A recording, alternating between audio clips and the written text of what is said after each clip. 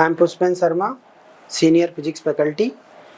चलिए MT7 का physics का पेपर का डिस्कशन करते हैं बच्चों। क्वेश्चन नंबर फर्स्ट है, a particle start SHM from the mean position, its amplitude is A and time period is capital T at the time when its speed is half of the maximum speed, then displacement। देखो बच्चों, आपने speed का formula पढ़ा है, v is equal to omega under root A square minus x square. अब उसने maximum velocity का half बोला है। मैक्सिमम वेलोसिटी कितनी होती है? A omega.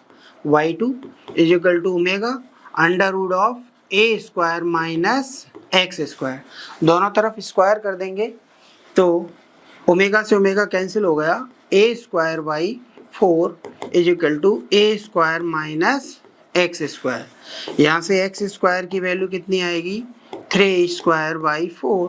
एक्स की वैल्यू कितनी आ जाएगी बच्चों? √3/2 a। तो ऑप्शन नंबर हो जाएगा थर्ड। नेक्स्ट देखते हैं, क्वेश्चन नंबर सेकंड है, a simple pendulum is made of a body which is a hollow sphere containing mercury suspended by the means of a wire if a little mercury is drained off the period of pendulum। देखो बच्चों, आपको simple pendulum का formula पता है, T is equal to 2 pi under root L effective divided by G effective. तो बच्चों L effective कहाँ से लेते हैं? सस्पेंशन पॉइंट और बॉडी के सेंटर ऑफ मास से। अब क्या किया इसने कि थोड़ा सा, अभी इसका सेंटर ऑफ मास कहाँ पर होगा, क्योंकि ये कम्प्लीटली फिल्ड है बच्चों, तो इसके सेंटर पर। अब इसके सेंटर पर तो इसकी लेंथ कितनी, यहाँ से यहाँ तक ये लेंथ हो गई, ठीक है बच्चों। लेकिन थोड़ा सा इसने ड्रेन्ड ऑफ मीन्स थोड़ा सा इसमें से मरकरी निकाल दिया, तो थोड़ा सा इसका मास बाहर हो जाएगा। इट मीन्स ज़्यादा मास इधर की तरफ होगा, तो सेंटर ऑफ मास बच्चों ज़्यादा मास की तरफ शिफ्ट हो जाएगा, इसलिए इफेक्टिव लेंथ क्या हो जाएगी? इंक्रीज हो जाएगी। ये इफेक्टिव लेंथ जब इंक्रीज होगी तो टाइम पीरियड इंक्रीज हो जाएगा। ऑप्शन नंबर सेकंड हो जाएगा। नेक्स्ट देखते हैं, question number third, the distance between the point of suspension and the centre of gravity.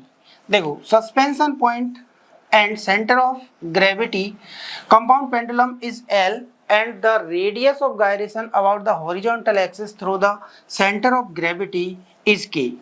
देखो बच्चों, आपको पता है कंपाउंड पेंडुलम, यदि मान लो मैंने ये कहूँ कि कंपाउंड पेंडुलम का एक सस्पेंशन पॉइंट है, ये रहा, और इसका सेंटर ऑफ ग्रेविटी ये, इनके बीच की डिस्टेंस उसने दे रखी है L, ठीक है। आपको पता है कि ये जो L है और रेडियस ऑफ गायरेशन दे रखा है, तो सिंपल पेंडुलम में अपन time period 2 pi under root L effective by G लिखते हैं। अब इस L इफेक्टिव की वैल्यू यहाँ से कैसे कैलकुलेट करते हैं, ये आपने डायरेक्ट फॉर्मूले से पढ़ा भी है। तो बच्चों L इफेक्टिव जो आता है, जो सिंपल पेंडुलम के इक्विवेलेंट हो जाएगा, तो L इक्विवेलेंट क्या होता है? L square plus K square by L। बस इस L इफेक्टिव को यहाँ पुट कर देंगे तो T की वैल्यू आ जाएगी कितनी? 2 pi under root L square plus K square by L G। तो ऑप्शन हो जाएगा सेकेंड। नेक्स्ट देखते हैं, SHM is represented by x is equal to 5√2 sin 2 pi t plus cos 2 pi t। अगर बेटा इसको अंदर मल्टीप्लाई हम कर दें तो हमारे लिए क्या आ जाएगा? x की value 5√2 sin 2 pi t plus 5√2 sin cos 2 pi t। आपको पता है साइन और कॉस में फेज डिफरेंस कितना होता है? π/2। तो नेट एम्पलीट्यूड कितना हो जाएगा? ए बेटा 5/5√2 का होल स्क्वायर प्लस 5√2 का होल स्क्वायर का अंडर रूट। तो इसे जब सॉल्व करेंगे तो कितना आ जाएगा? 10 सेंटीमीटर। ऑप्शन नंबर फर्स्ट हो गया। नेक्स्ट देखते हैं the phase of a particle in SHM at time t is π/6 the following interference is drawn from this. देखो बच्चों, आपने फेजर डायग्राम से ये सारी चीज़ें पढ़ी हैं। मैंने फेजर डायग्राम के लिए ऐसे बना लिया, तो ये प्लस है, ये माइनस है और ये x is equal to 0।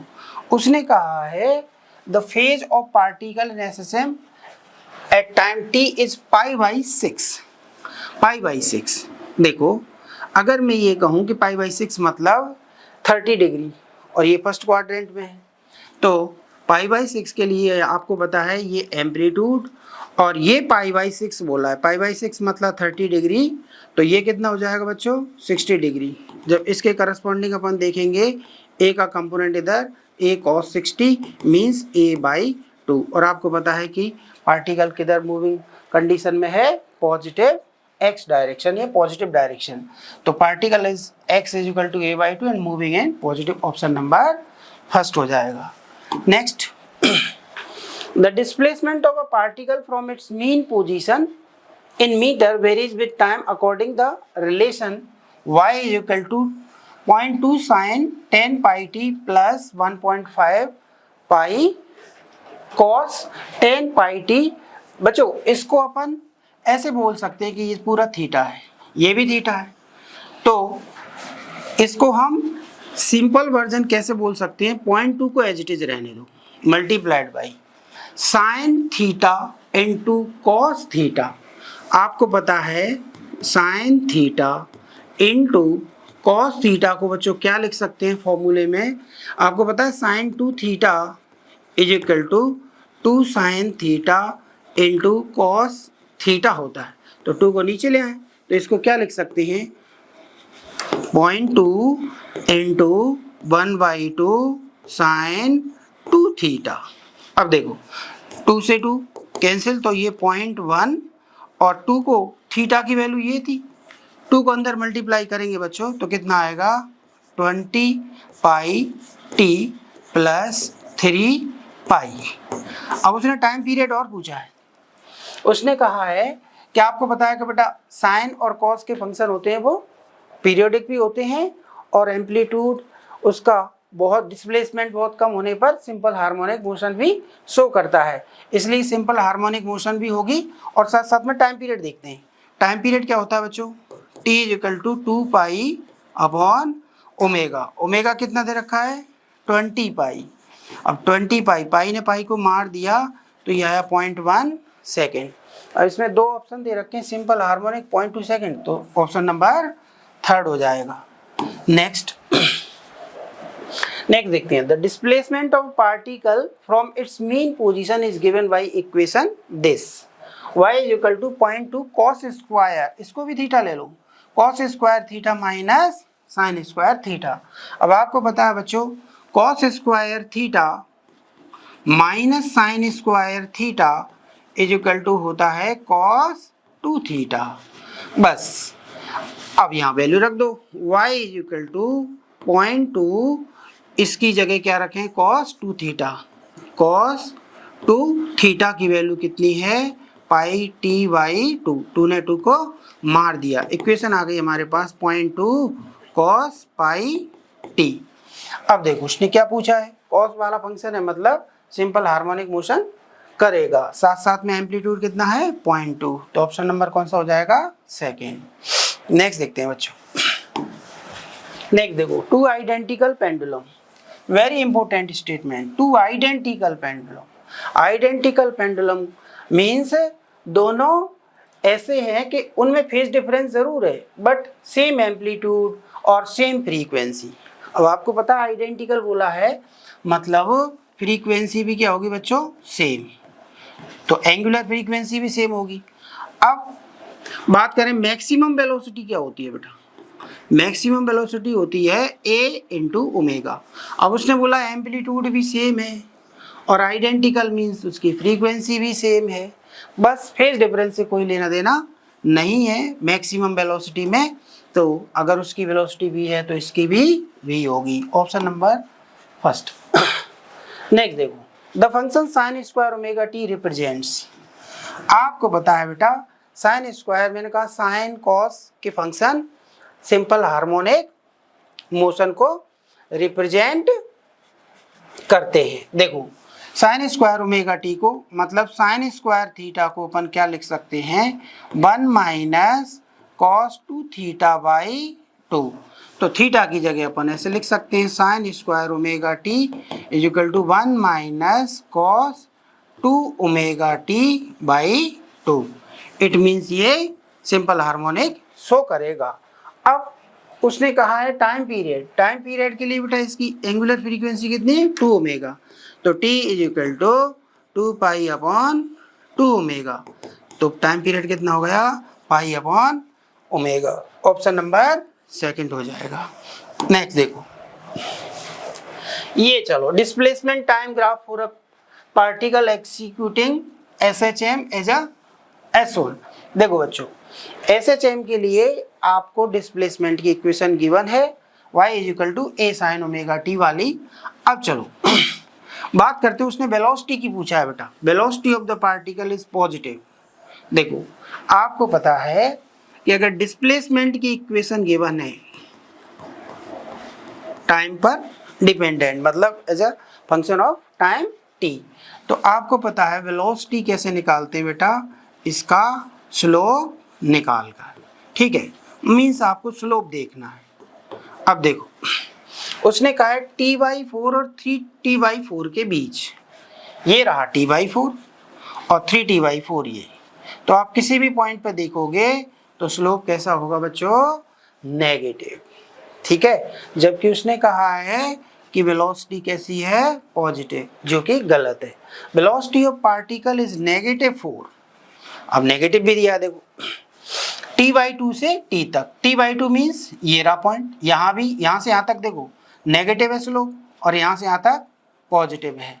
But उसने सिर्फ ये कहा है कि सिर्फ नेगेटिव है, नहीं इसमें पॉजिटिव भी है और नेगेटिव भी है, तो ये भी गलत हो गया। Acceleration of the particle is positive 4। अब बेटा एक्सेलरेशन के लिए तो आप डायरेक्ट बोल सकते हो acceleration is equal to minus omega square X. अब x क्या है, डिस्प्लेसमेंट। बेटा डिस्प्लेसमेंट अगर नेगेटिव होगा तो नेगेटिव नेगेटिव पॉजिटिव मतलब एक्सेलरेशन क्या हो जाएगा, पॉजिटिव। और आपको पता है डिस्प्लेसमेंट सिर्फ t/2 से t तक, इस बीच ही नेगेटिव दिख रहा है, इसका मतलब इस पोर्शन में यहाँ से t/2 से t तक, तो ऐसा ऑप्शन कौन सा दिख रहा है, acceleration of the particle positive 4 t/2 से t, तो ऑप्शन नंबर 4 हो जाएगा। नेक्स्ट देखो, the block of mass m is suspended by different springs force constant as shown in figure. Let time period निकालना है t1 t2 t3 और compare करना है। देखो आपको पता है कि इसका सिंपल, आपको पता है कि बेटा अगर एक स्प्रिंग कनेक्ट है और मास कनेक्ट है तो उसका टाइम पीरियड फोर्स पर डिपेंड नहीं करता, फोर्स पर सिर्फ मीन पोजीशन डिपेंड करती है। तो चलिए इसका टाइम पीरियड कितना हो जाएगा बेटा, के इक्विवेलेंट देख लो बस, इसमें सिर्फ के और ये पैरेलल कंडीशन में है तो ये कितना हो जाएगा, 2k कितना 4k, और ये भी पैरेलल कंडीशन में क्योंकि डिस्प्लेसमेंट सेम है बच्चों, तो इसका भी 4k, मीन्स इन दोनों का टाइम पीरियड कितना हो जाएगा, t3 और t4 कितना 2 pi under m upon 4k। तो ये तो बराबर हो गए दोनों, ऐसे इनका टाइम पीरियड कितना होगा दोनों का, t बराबर 2 pi under m by k। तो इसका और इसका इक्वल हो गया और इनका इक्वल हो गया, तो ऑप्शन कौन सा है, सेकंड ऑप्शन। नेक्स्ट देखो, नेक्स्ट देखते हैं, ये तो आसान है, ये तो डायरेक्ट ग्राफिकल पोर्शन है। Particle executing SHM potential energy, आपको पता है बेटा पोटेंशियल एनर्जी क्या होती है, हाफ के एक्स स्क्वायर, ठीक है। तो half K X square u is directly proportional to X square, तो कटोरा वाला ग्राफ बनेगा, आपको बताया था ये। तो देखो एक ही दे रखा है ऐसा, ये भी दे रखा है लेकिन इसमें टोटल एनर्जी का नहीं दिया, तो ऑप्शन नंबर फर्स्ट हो जाएगा। नेक्स्ट देखो, the particle executing simple harmonic motion kinetic energy. अब बच्चों काइनेटिक एनर्जी दे रखी है k0 cos square, kinetic energy k given है k0 cos square omega T. The maximum value of potential energy and the total energy. देखो बेटा, kinetic energy का formula ये given है। अब आपको पता है एसएचएम में अगर मीन पोजीशन की बात करें तो काइनेटिक एनर्जी मैक्सिमम होगी और पोटेंशियल एनर्जी मिनिमम। मिनिमम को यहाँ पे अपन 0 ले लेते हैं, तो यहाँ मिनिमम और एक्सट्रीम कंडीशन में काइनेटिक एनर्जी मिनिमम और पोटेंशियल एनर्जी मैक्सिमम। तो काइनेटिक एनर्जी यहाँ समझो 0 हो गई। अब बात करें काइनेटिक एनर्जी जब मैक्सिमम होगी ना बच्चों, तो पोटेंशियल एनर्जी क्या होगी? मिनिमम।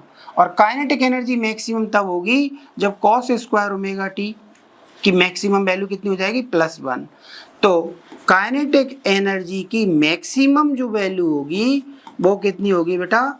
k0। ठीक है। अब यहाँ पोटेंशियल एनर्जी 0 होगी, यहाँ k0 होगी काइनेटिक एनर्जी, और टोटल एनर्जी कितनी? k0। फिर जब एक्सट्रीम पोजीशन पे जाएगा तो पोटेंशियल एनर्जी मैक्सिमम हो जाएगी, वही काइनेटिक एनर्जी उसमें कन्वर्ट हो जाएगी और पोटेंशियल एनर्जी मैक्सिमम और काइनेटिक एनर्जी 0। तो पोटेंशियल एनर्जी की मैक्सिमम वैल्यू कितनी हो जाएगी बेटा? k0। मतलब k0 ही इंटरचेंज हो रही है, तो पोटेंशियल एनर्जी भी k0 और टोटल एनर्जी भी क्या? k0। Option number 3। नेक्स्ट देखो, on a smooth incline plane a body of mass m is attached between two springs the other end। ये ऐसे डायग्राम दे रखा है। आपको पता है कि मीन पोजीशन इसकी अफेक्ट हो सकती है, बट टाइम पीरियड से कोई लेना देना नहीं है। बस के इक्विवेलेंट निकालो। ये क्या है बेटा? पैरेलल में। पैरेलल में दोनों को जोड़ देंगे, के इक्विवेलेंट कितना हो जाएगा? 2k। बस टाइम पीरियड का फॉर्मूला 2π√m/2k। 2k कौन सा ऑप्शन? Option number 1। नेक्स्ट देखते हैं बच्चों। हाँ, अब असर्शन रीजन वाले। Average kinetic energy one oscillation during SHM of a body half ka², sorry 1/4 ka²। k मतलब m ओमेगा स्क्वायर, तो उसने ऐसे बोला है 1/4 ka²। इट मीन्स 1/4 k की वैल्यू m ओमेगा स्क्वायर रख सकते हैं बच्चों, तो a²। बिल्कुल सही है। ठीक है। Maximum kinetic energy is half ka²। Maximum kinetic energy कहाँ होती है बच्चों? मीन पोजीशन पर, क्योंकि वैसे काइनेटिक एनर्जी का फॉर्मूला हाफ ka² - x²। अब x 0 होगा मीन पोजीशन पर, तभी ये मैक्सिमम होगी हाफ ka²। तो ये भी बात सही है, लेकिन इसका एक्सप्लेनेशन ये करेक्ट नहीं है। बोथ एसर्जन, इसमें देखो, both the assertion and reason are true but reason is not correct explanation. Option number B. तो ऑप्शन नंबर हो जाएगा बी। नेक्स्ट देखो, time taken to cross a 4 mm window glass of refractive index 1.5। आपको पता है बच्चों कि light की वैक्यूम में स्पीड होती है 3 × 10⁸ मीटर/सेकेंड। ठीक है। लेकिन किसी मीडियम में c/μ के बराबर होती है। c की वैल्यू कितनी है? 3 × 10⁸ डिवाइडेड बाई 1.5, तो ये आया 2 × 10⁸ मीटर/सेकेंड। अब स्पीड आ गई, डिस्टेंस दे रखी है, तो टाइम आ जाएगा t = कितना आ गया? 4 mm। mm को मीटर में कन्वर्ट कर लो, 2 × 10⁸, तो आंसर आ जाएगा 2 × 10⁻11 सेकेंड। तो ऑप्शन नंबर 3। नेक्स्ट देखो बच्चों, a light wave travel from glass to water, the refractive index for glass and water are 3/2 and 4/3 respective, the value of critical angle. आपको पता है ये बेटा फॉर्मूला होता है क्रिटिकल एंगल का, sin θc = mu rare upon mu denser. Mu rare कितना है? वाटर ग्लास के कंपेरेटिवली रेयर है, तो 3/2, सॉरी ग्लास का 3/2 है, 4/3, तो वाटर का 4/3 डिवाइडेड बाई 3/2, तो 2 ऊपर चला गया, तो sin θ की वैल्यू आ गई बेटा 8/9, तो थीटा कितना आ गया, sine inverse 8/9, option number C. Next देखते हैं। When a beam of light goes from denser medium mu d to rare medium mu r, then it is generally observed the magnitude of angle of incidence is half of that refraction angle. Then magnitude of incident angle, देखो बच्चों ऐसा है, माना ये कहाँ से जा रही है light, goes from denser medium, this is denser medium, this is rarer medium, incident angle suppose theta है, ठीक, रिफ्रैक्शन एंगल 2 थीटा है, उसने बोला है this is incident angle is half of the angle of refraction, बस Snell's law लगा दो, mu D sine theta is equal to mu R sine 2 theta. अब बच्चों साइन 2 थीटा का फॉर्मूला लगा दो, sine 2 theta is equal to 2 sine theta cos theta, बस यहाँ पुट कर दो, तो mu denser divided by mu rarer is equal to 2 sine theta into cos theta divided by sine theta, तो sine theta ने sine theta को मार दिया और इसकी वैल्यू कितनी गिवन है, mu denser upon mu rarer, it means mu, then 2 इधर आ गया, cos theta is equal to mu by 2, therefore theta is cos inverse mu by 2, तो option number 3rd। Next, the region for shining of air bubble in water is, ये तो बेटा सभी जानते हैं TIR की वजह से, ऑप्शन नंबर 4th हो जाएगा 90। नेक्स्ट देखते हैं, a ray of monochromatic light is incident on one refracting surface face of a prism of angle 75 degree. It passes through the prism and is incident on the other face or at the critical angle. If the refractive index of the material is √2, the angle of incidence on the first face of the prism. देखो बच्चों, basic concept है, आपको पता है कि prism का angle 75 degree है, ये इंसिडेंस एंगल है, ये normal, suppose this is I, आपको पता है कि यहाँ ये नॉर्मल बनाया और उसने बोला है कि if the refractive index of the material prism is incident the first phase, so the prism is, देखो क्रिटिकल एंगल उसने बोला है, ये बेटा आइडेंटिफिकेशन है क्रिटिकल एंगल, इसका मतलब ये जो एंगल है बच्चों, सपोज इसको मैंने माना R2 और ये है बच्चों R1, तो ये क्रिटिकल एंगल है, इट मींस इसके लिए E की वैल्यू 90 हो जाएगी। अब 90 हो जाएगी तो स्नेल्स लॉ लगा दें अपन, sine R2 is equal to 1 sine 90, यहाँ का म्यू कितना होगा, एयर का 1 अपॉन म्यू, म्यू कितना गिवन है, म्यू √2, तो sine R2 is equal to 1 by √2, तो R2 की वैल्यू कितनी होगी बच्चों, 45 डिग्री। अब आपको एक कॉन्सेप्ट और पता है, प्रिज्म एंगल होता है R1 प्लस R2, अब मुझे R2 की वैल्यू 45, तो R1 की वैल्यू कितनी आ गई, 75 माइनस 45 30 डिग्री, ये R1 की वैल्यू 30 आ गई। अब यहाँ स्नेल्स लॉ लगा दें बस, 1 into sine I is equal to mu, कितना है बच्चों, √2 साइन 30, तो यहाँ से sine I is equal to 1 by √2 means 45 degree, option number 2nd हो जाएगा। नेक्स्ट देखो, the image for the converging beam after refraction through the curve surface, curve surface, आपने रिफ्रैक्शन फॉर्मूला पढ़ा है, कर्व सरफेस का क्या होता है बच्चों, म्यू गो मतलब mu 2 upon B minus mu कम mu 1 upon U is equal to mu 2 minus mu 1 by R, सब वैल्यू गिवन है, बस भी निकालना है। म्यू 2 कितना है बच्चों, जिसमें लाइट जा रही है 1 अपॉन वी माइनस μ1 कितना है 3/2, u की वैल्यू कितनी है 30, u की वैल्यू दे रखी है 30 is equal to μ2 1 minus 3/2 divided by r दे रखा है 20। ठीक है, अब देखो 1/b माइनस 1/, ये 3 कैंसिल हो गया 20 इज इक्वल टू माइनस 1/, ये 1/2, इसमें से माइनस 1/2 बचा और ये कितना 2, तो 40।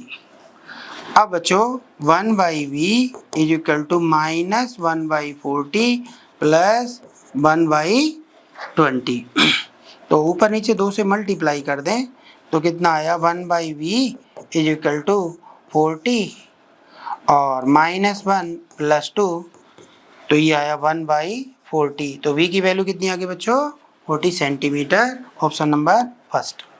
नेक्स्ट देखते हैं, a convex lens form a real image 9 centimetre long on a screen without altering the position of the object and the screen.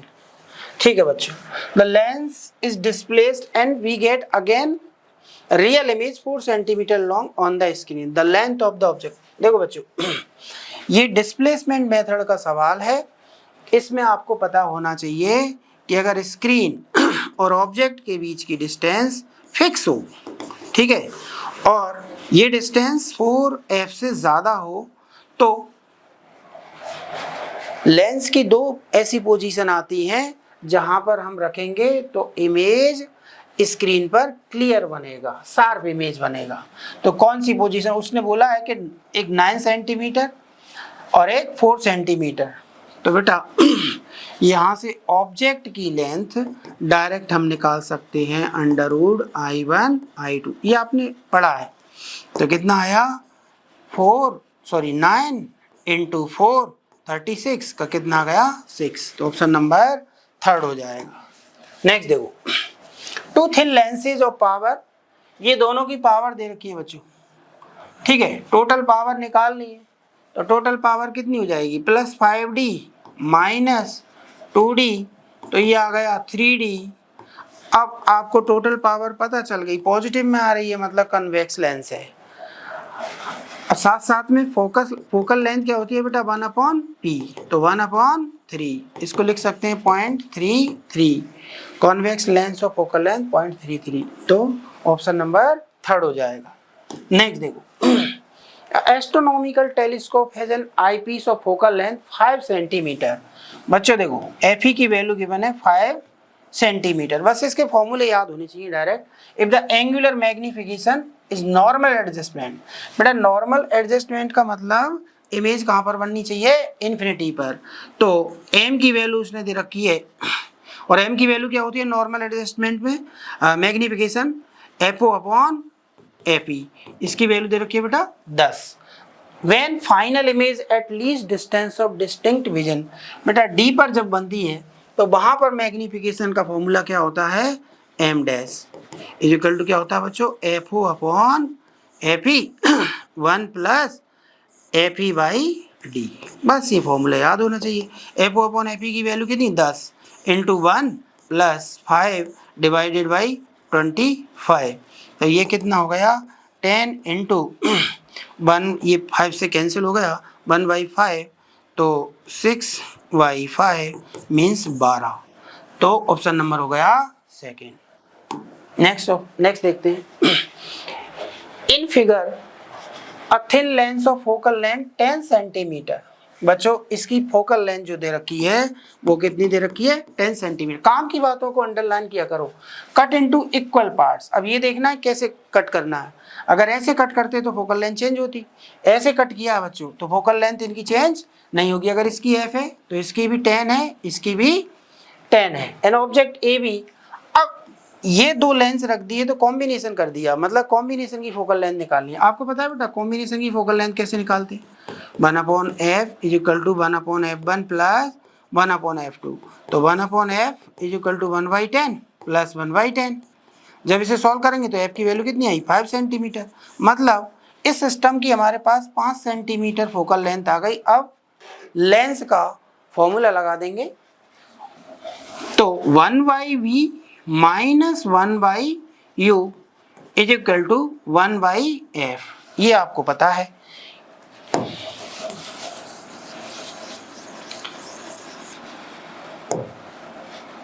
अब ये आपको पता है कि भाई ये लेंस फॉर्मूला है, तो 1/v, हमें v निकालना है, the height of final image. पहले v निकालना है, 1/v minus 1/u, u negative में लेंगे बेटा, इसके जस्ट सामने रखा है, तो minus 7.5 is equal to 1/f कितना 5, तो 1/v इज इक्वल टू हुआ 1/5 माइनस 1/7.5, मतलब 1/5 माइनस ये 2/15 हो गया, 15 एलसीएम ले लिया, 5 3 माइनस 2, तो ये आया 1/15, मीन्स v की वैल्यू आ गई बच्चों 15 सेंटीमीटर। अब उसने हाइट ऑफ इमेज पूछा है, तो इसके लिए अपन क्या करें, m इज इक्वल टू लिखें v/u, बेटा माइनस v/u, आपको पता है, सॉरी प्लस v/u, ये लेंस है ना, प्लस v/u, मैग्निफिकेशन, v की वैल्यू कितनी आ गई 15, u की वैल्यू कितनी है बेटा माइनस 7 तो यहाँ से -2 आ गया मैग्निफिकेशन। अब आपको पता है मैग्निफिकेशन का फॉर्मूला एक और होता है HI/HO इज इक्वल टू -2, तो HI is equal to HO कितना गिवन है 1 सेंटीमीटर हाइट ऑफ ऑब्जेक्ट, तो 1 को इससे मल्टीप्लाई करेंगे, -2 × 1, मतलब अगर मैग्नीट्यूड की बात करें तो कितने टाइम्स हो जाएगा 2 सेंटीमीटर। ठीक, नेक्स्ट देखते हैं, an object is lying at a distance, ये बहुत सिंपल क्वेश्चन है, distance of 90 centimetre from a concave mirror, मतलब मिरर फॉर्मूला लगाना और कुछ नहीं करना, 1/v plus 1/u is equal to 1/f।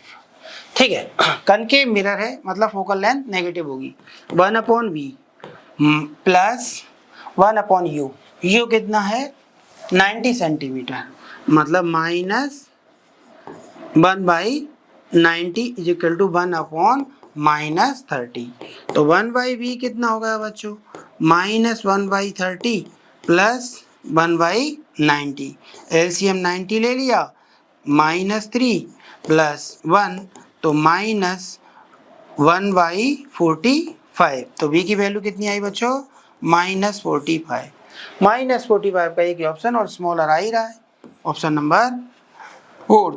Question number 27, a transparent solid cylinder rod has refractive index 2/√3, it is surrounded by air, a light ray is incident at midpoint of the rod as shown in figure। ठीक है, the incident angle θ4 with the light ray grazes।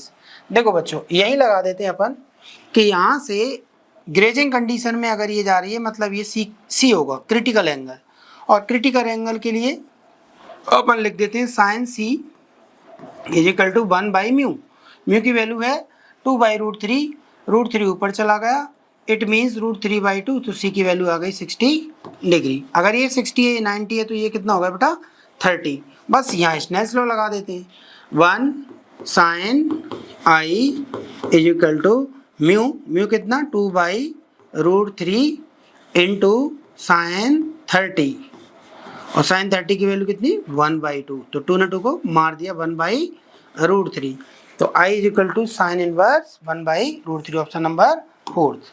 Next देखते हैं, focal length of a spherical mirror depends on the distance of object and the image, सरासर गलत है, क्योंकि distance of object से कोई लेना देना नहीं होता, ये गलत है। Statement 1/f is equal to 1/v plus 1/, ये तो सही है, बट इसका कोई एक्सप्लेनेशन नहीं है, ये ऐसे ही दे दिया, तो बोथ स्टेटमेंट आर ट्रू, गलत, both statement 1 and 2 are true, but नहीं, statement 1 is true but statement 1 is false, second is 2, ये सही है, ऑप्शन नंबर 4। नेक्स्ट देखो, statement diamond shines in dark, अरे भाई साहब अंधेरे में कैसे चमकेगा, क्यों, क्योंकि TIR से चमकता है और TIR के लिए प्रकाश लाइट एंटर करना चाहिए, मतलब स्टेटमेंट गलत हुआ।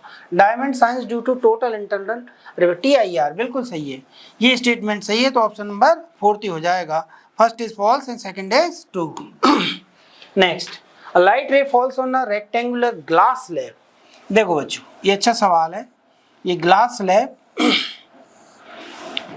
यहाँ से ये 45 डिग्री के एंगल पर इंसिडेंट हो रही है और फिर यहाँ से रिफ्लेक्ट होके इस एंगल को मैं R मान रहा हूँ। तो इस वॉल पर TIR की कंडीशन फॉलो करानी है।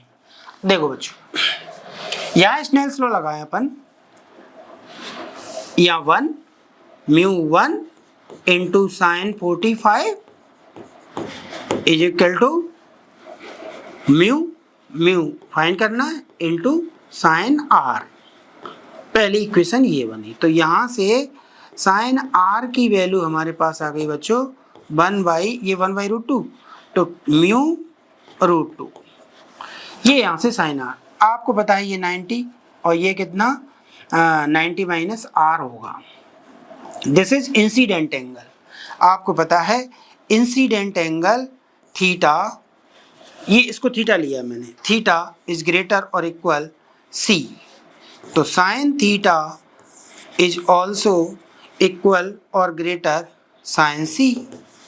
अब आपको पता है साइन थीटा की वैल्यू पुट करो बेटा, sine 90 minus R is greater और इक्वल 1/μ। साइन C की वैल्यू कितनी होती है 1/μ। अब इसको लिख सकते हैं हम sine 90 minus cos R is greater और इक्वल 1/μ। तो बेटा यहाँ से साइन R की वैल्यू पता है, तो कॉस R की वैल्यू क्या ऐसे निकाल सकते हैं, √1 माइनस साइन स्क्वायर R से, तो यहाँ से आया √1 माइनस 1/2 म्यू स्क्वायर। यहाँ वैल्यू पुट कर दो, 1 माइनस 1/2 म्यू स्क्वायर, दोनों तरफ स्क्वायरिंग कर दें और इधर हो जाएगा 1/μ स्क्वायर। तो उधर ले गए 1 इज ग्रेटर और equal 1/μ square plus 1/2 mu square. तो यहाँ से 1 इज ग्रेटर और इक्वल, ये आया बेटा 2 म्यू स्क्वायर, एलसीएम ले लिया और ये कितना आया 3। तो यहाँ से म्यू स्क्वायर, यहाँ से बच्चों म्यू स्क्वायर इज ग्रेटर और इक्वल, यह आया 3/2, तो म्यू इज ग्रेटर और equal √3/2, option number first. Next देखो, for a parallel beam of monochromatic light wavelength lambda diffraction is produced by a single slit whose width A, wavelength of light D is the distance of the screen from the slit, the width of central maxima। आपको पता है बच्चों, central maxima जो बनता है दोनों तरफ जैसे y डिस्टेंस पर इधर मिनिमा बना फर्स्ट मिनिमा, y डिस्टेंस पर इधर बना फर्स्ट मिनिमा, तो ये है सेंट्रल मैक्सिमा। मतलब सेंट्रल मैक्सिमा की वैल्यू कितनी होगी 2y के बराबर। चलो अब देखते हैं, आपको पता है first minima a sine theta is equal to क्या होता है n लैम्बडा, फर्स्ट के लिए 1 रख दिया, तो a sine theta is equal to lambda, तो साइन थीटा की वैल्यू कितनी हो गई λ/a। अब बच्चों थीटा स्मॉल होता है, इसलिए साइन थीटा अप्रोक्सीमेट किसके होता है टेन थीटा के। अब सेंट्रल मैक्सिमा की बात करूं तो अपन टेन थीटा की वैल्यू ऐसे लिख सकते हैं अपन कि ये थीटा जितना इधर ये थीटा, तो ये पूरा आपको फाइंड करना है। ये डिस्टेंस कितनी दे रखी है d, तो यहाँ से आप क्या लिख सकते हो बेटा टेन थीटा की वैल्यू y/d के इक्वल।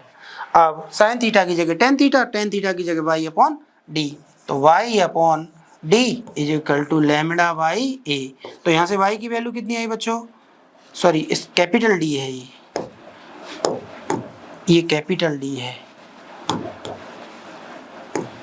y/कैपिटल D, उसने कैपिटल D क्यों, तो यहाँ से y की वैल्यू आ गई λ/D/a। तो बेटा वैल्यू तो होती है सेंट्रल मैक्सिमम 2y, तो 2 से मल्टीप्लाई कर दें, ऑप्शन हो जाएगा फोर्थ। नेक्स्ट देखो, At the first minima adjustment to the central maxima of a single slit diffraction pattern, phase difference between the Huygens wavelet from the edge of the slit and the wavelet from midpoint. आपको पता है बच्चों कि अगर ये कोई slit है और इनके एजेस से अगर कोई लाइट जा रही है तो फर्स्ट मिनिमा के लिए पाथ डिफरेंस, सॉरी ये क्या हुआ है, फर्स्ट मिनिमा, देखो क्वेश्चन नंबर 32 देखते हैं। At the first minima adjustment to the central maxima the phase difference between the Huygens wavelet from the edge of the slit and the wavelet from the mid point of slit is. आपको पता है minima के लिए इनके edges के बीच phase difference कितना होता है, मतलब पाथ डिफरेंस कितना होता है बेटा, लैम्डा डेल्टा एक्स, मतलब 1 लैम्डा। अब अगर मिड पॉइंट और उसकी बात करूं तो ये पाथ डिफरेंस कितना होता है, लैम्डा बाई 2। अब आपको पता है लैम्डा बाई फेज डिफरेंस कैसे निकालते हैं, delta phi upon 2 pi is equal to delta X path difference upon lambda. तो डेल्टा फाई की वैल्यू कितनी, 2 pi by lambda into delta X. अब डेल्टा एक्स अगर लैम्डा है, डेल्टा एक्स लैम्डा बाई 2, तो लैम्डा बाई 2 होता है centre और इसके एजेज के बीच, तो ये कितना आया, पाई। ऑप्शन नंबर सेकंड, वैसे ये याद करने वाला पॉइंट है। नेक्स्ट देखो, two slits Young's experiment width ratio. बच्चों ये विड्थ रेशो दे रखा है, स्लिट विड्थ, इसको W ले लेते हैं। आपको पता है इंटेंसिटी जितनी ज्यादा बड़ी विड्थ होगी उससे लाइट ज्यादा आएगी, इट मीन्स इंटेंसिटी ज्यादा होगी। Intensity is directly proportional to slit width, ठीक है। इसका मतलब विड्थ रेशो दे रखा है, I1 I2 का रेशो दे रखा है, I1 I2 कितना 1/25। तो आपको पता है A1 A2 का रेशो कितना हो जाएगा बच्चों, 1/5 रूट हो जाएगा, क्यों, I is directly proportional to A square, ठीक। I मैक्स और I मिनिमम, तो I मैक्स क्या होता है, A1 प्लस A2 का होल स्क्वायर, और I मिनिमम क्या होता है, A1 माइनस A2, मतलब A1 और A2 का डिफरेंस जो ज़्यादा हो उसमें से। तो ये कितना हुआ बच्चों, 5 और 1 6 डिवाइडेड बाई 4 का होल स्क्वायर, तो ये कितना हुआ 3/2 का होल स्क्वायर, मतलब 9/4। ऑप्शन नंबर 4 हो जाएगा। नेक्स्ट देखो, in diffraction pattern due to the single slit width a first minima is observed at an angle 30 degree when light of wave length 5000 angstrom incident on the slit, the first secondary maxima is observed at an angle। देखो बच्चों, minima की बात करें तो a sin theta is equal to n lambda, और n की वैल्यू 1 रख दो, तो a sin 30 लैम्डा, तो यहाँ से a की वैल्यू आ गई 2 लैम्डा। चलो दूसरा मैक्सिमा की कंडीशन, तो मैक्सिमा की कंडीशन क्या होती है बच्चों, a sin थीटा डैश ले लेता हूँ is equal to 2n plus 1 lambda by 2। Single slit में मैक्सिमा की कंडीशन है ये।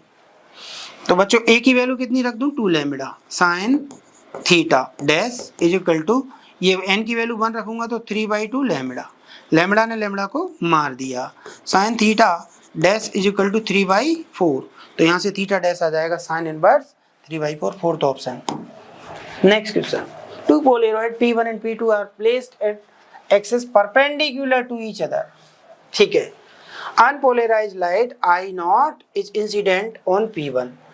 आपको पता है पोलराइड पर अनपोलराइज्ड लाइट इंसिडेंट कराते हैं तो बेटा इंटेंसिटी उसकी आधी हो जाती है, क्योंकि एक कंपोनेंट को वो पास होने देता है। A third Polaroid P3 is kept between P1 and P2 makes an angle 45 with P1, the intensity transfer। देखो ये अगर P1 है, ये P2 है, ये 90 डिग्री पर है, ठीक है, और एक P3 है, ये इससे 45 डिग्री बना रहा है, इससे भी 45 मीन्स इससे भी 45, ठीक है। यहां से यहां पर I नॉट इंसिडेंट हो रही है, तो ये क्या कर देगा बच्चों, I0/2, सॉरी ये क्या कर देगा इंटेंसिटी को I0/2, ठीक है। एक ही कंपोनेंट को पास होने देगा। अब आई नॉट, फिर यहाँ पर ये कितना पास करेगा मेलस लॉ से, तो आई कॉस स्क्वायर थीटा से। तो आई की वैल्यू कितनी है बच्चों, I nought by two cos square 45, cos square 45 की वैल्यू 1/2, तो ये कितनी पास करेगा आई नॉट बाई 4। अब फिर जितना 45 इससे एंगल बना रहा उतना ही 45 इससे एंगल बना रहा है, तो चाहो तो आप इससे पास करेगा तो इसका भी हाफ कर दो, या फिर से मेलस लॉ लगा दो, आई नॉट बाई 4 कॉस स्क्वायर 45, तो ये 1/2, तो आ जाएगा आई नॉट बाई 8।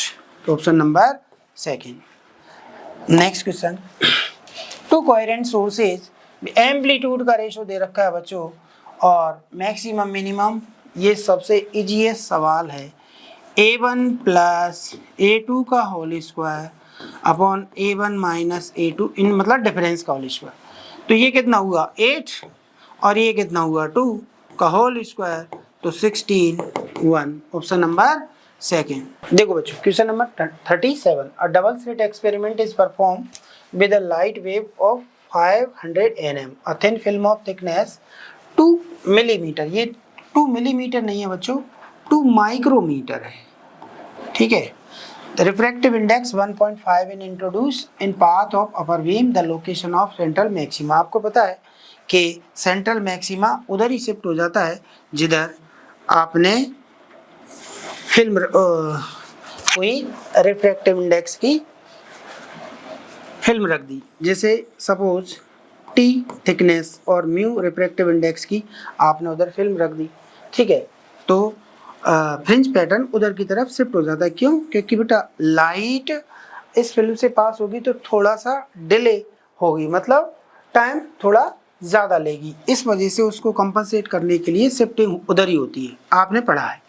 अब शिफ्टिंग तो होती है लेकिन पाथ डिफरेंस एक्स्ट्रा कितना आ जाता है, डेल्टा एक्स की वैल्यू आ जाती है म्यू माइनस 1 इंटू टी, ठीक है। डेल्टा एक्स को लिख लें एन लैम्डा, तो म्यू माइनस 1 इंटू टी, तो यहाँ से बच्चों n की वैल्यू कितनी है, mu 1.5 minus 1 into t 2 micrometre not millimetre divided by lambda 500 nm means 10 to की पावर माइनस 9, तो 10 टू की पावर माइनस ये 6, 10 टू की पावर माइनस ये 3 हुआ, और ये कितना हुआ 0.5 इंटू 2 डिवाइडेड बाई ये कितना हुआ बच्चों 0.5, ठीक है।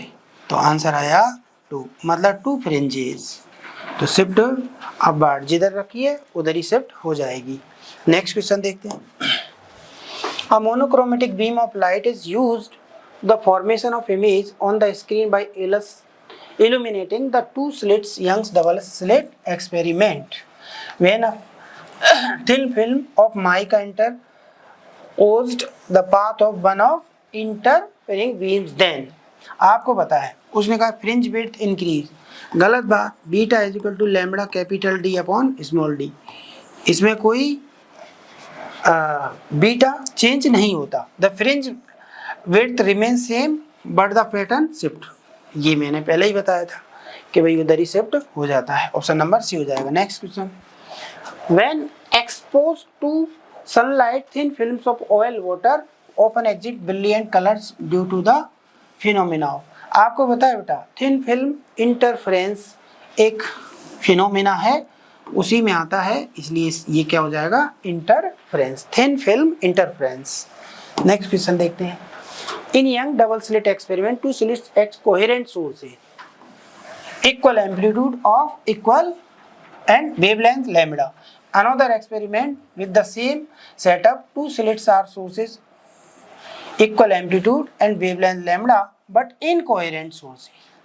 आपको पता है बच्चों कोहेरेंट सोर्सेज के लिए इंटेंसिटी होती है I मैक्सिमम cos स्क्वायर 5/2, और इनकोहेरेंट के लिए डायरेक्ट ऐड करते हैं I1 plus I2 plus I3 ऐसे, तो दो सोर्स है।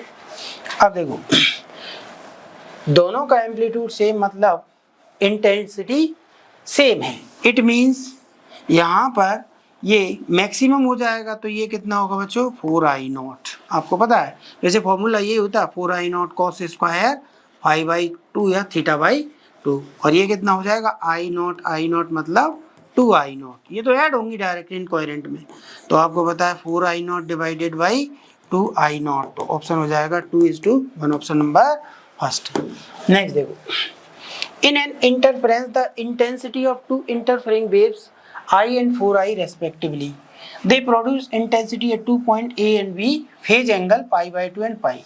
देखो बच्चों आपने I का फॉर्मूला पढ़ा था I1 plus I2 plus 2 root I1 I2 cos phi ये पढ़ा था।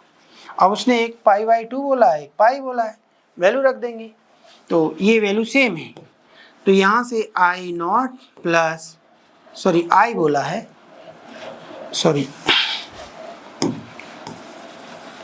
उसने बोला है एक की वैल्यू है I एक की वैल्यू है 4i प्लस ये तो 0 हो जाएगा cos 90 पर तो ये आ गया 5i। ठीक है पहले में I1। दूसरे केस में देखो I2 ये कितना हो जाएगा बच्चों I1 plus I1 plus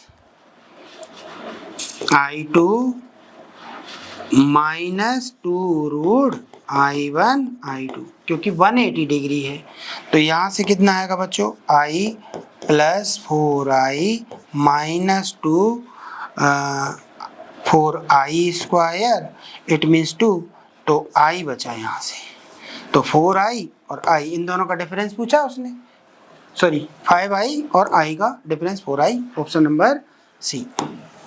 next देखो polarised glass is used to sun glasses ये तो बहुत इजी है इंटेंसिटी को कम कर देता है। ठीक है लाइट इंटेंसिटी को ऑप्शन नंबर फर्स्ट हो जाएगा।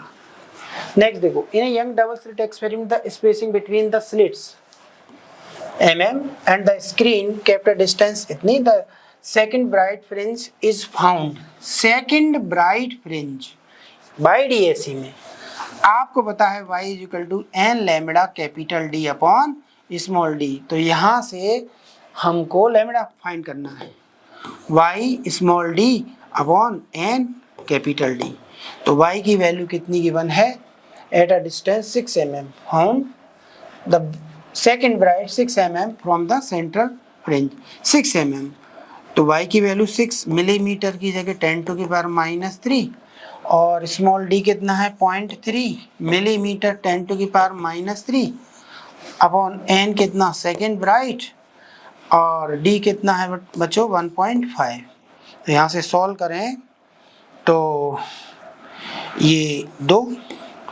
1.5 to 2 means 3 2 means 0.6 into 10⁻⁻6 तो आप इसको ऐसे लिख सकते हो 6 into 10⁻⁻7 it means 600 nm तो ऑप्शन नंबर सेकेंड।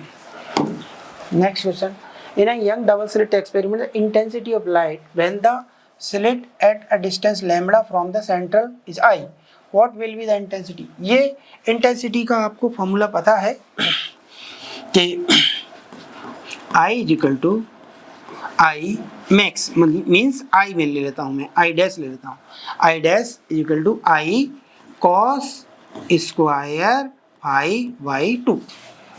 ठीक अब अगर मैं लैम्बडा की बात करूँ उसने बोला है lambda phase difference means 5/2 pi is equal to path difference divided by lambda तो फाई की वैल्यू कितनी हो जाएगी 2 पाई इंटू डेल्टा एक्स कितना है लैम्बडा अपॉन लैम्बडा तो ये कितना हो गया 2 पाई। ठीक है अब 2 पाई पर कितना होगा I। ठीक है अगर पाई 2 पाई मतलब फाई की वैल्यू 2 पाई रखें तो पाई आया तो cos square pi it means हालांकि नेगेटिव में आ जाएगा वो बट I आएगा। अब उसने बोला है लैम्बडा पर अब डेल्टा फाई की वैल्यू अपन देखें is equal to 2 pi delta x upon lambda. अब देखो बच्चों लैम्बडा तो डेल्टा एक्स की वैल्यू लैम्बडा बाई 6 रख दें तो ये आया π/3 अब पाई बाई 3 मीन्स 60 डिग्री, ठीक है बच्चों, 60 डिग्री। जब यहाँ वैल्यू रखेंगे I double dash I cos square 60/2 का, हाँ तो जी 30 हो गया, कॉस 30 √3/2 स्क्वायर करेंगे तो आई √3 का कितना 3/4, तो ऑप्शन नंबर हो जाएगा थर्ड। उसमें बच्चों 2π/2 रखेंगे तो पाई आएगा। अब cos पाई की वैल्यू कितनी होती है -1, तो -1 का स्क्वायर वो 1 ही हो जाएगा, ठीक है। नेक्स्ट क्वेश्चन देखते हैं, question number 45। In a certain double slit experiment arrangement interference fringes of width 1 mm each are observed when light of wavelength are used, keeping setup unaltered. If the source is replaced by another wavelength 6000, the fringe width, very easy, beta is equal to lambda capital D upon small d. तो बच्चों सारा D change नहीं किया, small d change नहीं, lambda change किया है, तो beta is directly proportional to lambda, it means beta 2 upon beta 1 lambda 2 upon lambda 1, therefore beta 2 is beta 1 into lambda 2 by lambda 1। Beta 1 कितना 1 mm into lambda 2 6000 divided by 5000, तो ये आया 1.2 mm, option number first. Okay बच्चों।